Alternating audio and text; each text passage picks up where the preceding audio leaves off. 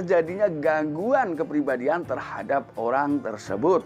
Nah ini, gangguan kepribadian di sini memang agak sulit, yaitu ketika kita bicara mengenai narsis, egois, dan lain sebagainya. Hal-hal tersebut memang tidak menutup kemungkinan mampu ya menghantar orang menjadi kembali melakukan perselingkuhan walaupun dia sudah memiliki pasangan. Karena ketika bicara ego,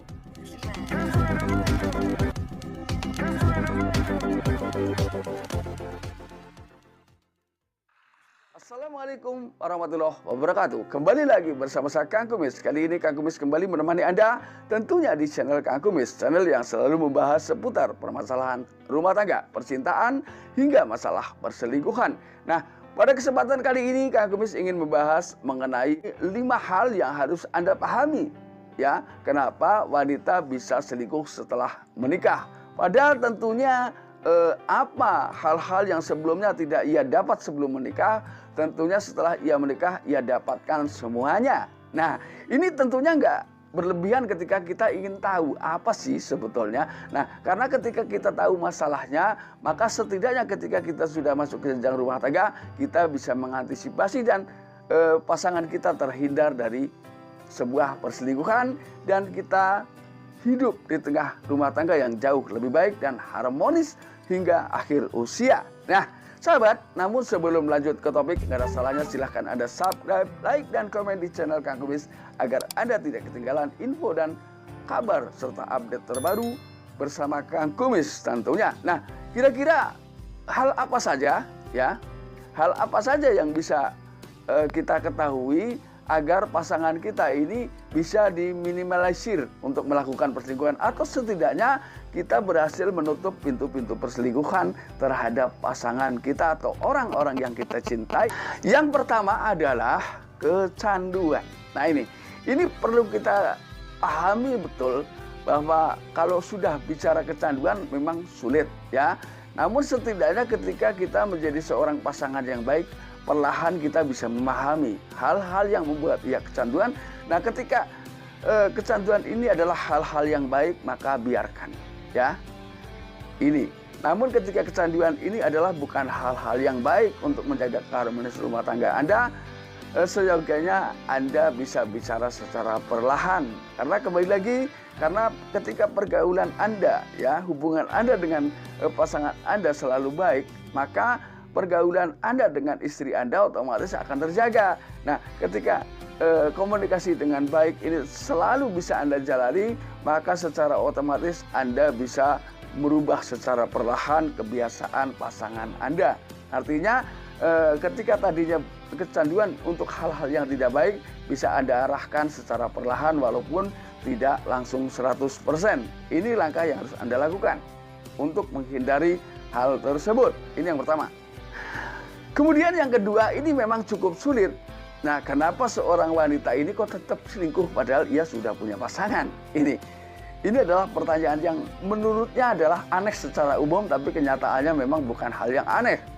Yaitu ada kemungkinan dia memang memiliki riwayat perselingkuhan sebelum mengenal Anda. Ini. Jadi, nah ternyata setelah dia menikah dengan pasangan atau menikah dengan seseorang, ternyata apa yang ia dambakan tidak sepuas pada saat ia berselingkuh ini. Nah, ini yang perlu Anda perhatikan.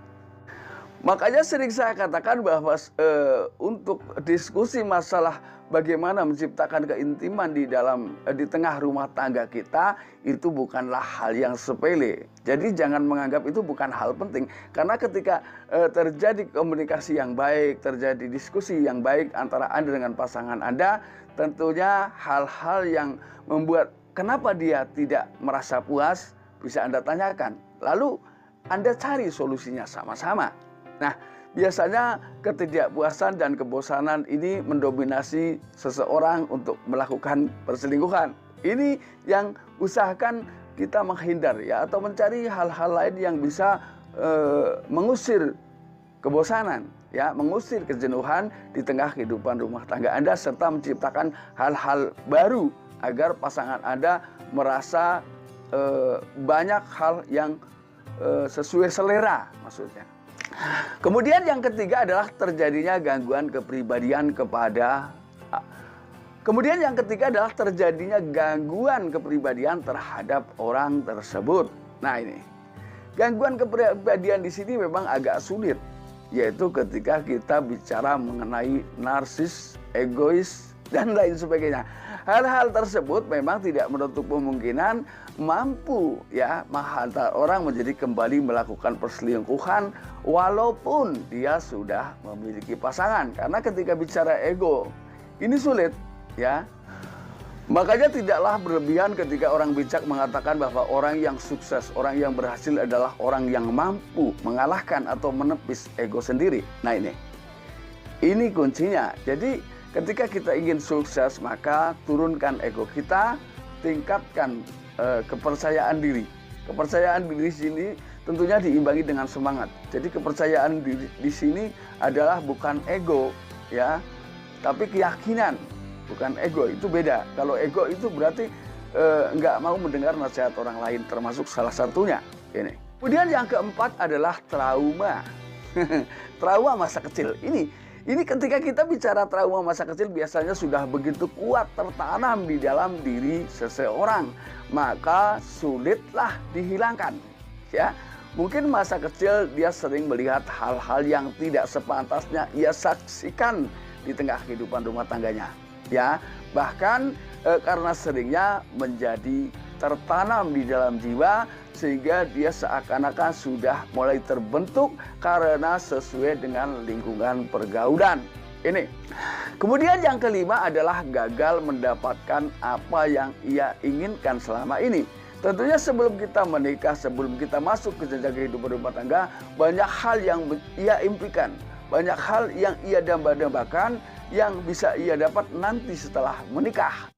Namun biasanya memang setelah kita menikah atau betul-betul terikat dalam tali pernikahan, ini banyak hal yang tidak terduga bermunculan di tengah kehidupan rumah tangga kita. Maka sebelum menikah sebaiknya ya, ini baik yang sudah menikah maupun yang belum, untuk sahabat Kang Kumis semua, sebaiknya yuk kita kuatkan spiritual yang ada ya. Kita kuatkan spiritual, nilai-nilai spiritual untuk diri kita masing-masing agar kita tidak tergoyahkan oleh angin atau hal-hal yang dapat menciptakan kerenggangan kehidupan rumah tangga, termasuk perselingkuhan adalah ada di antaranya. Nah, sahabat Kang Kumis, mudah-mudahan apa yang Kang Kumis sampaikan bisa bermanfaat buat sahabat semua. Dan akhir kata, salam harmonis bersama Kang Kumis. Wabillahi taufiq wal hidayah. Wassalamualaikum warahmatullahi wabarakatuh dan terima kasih.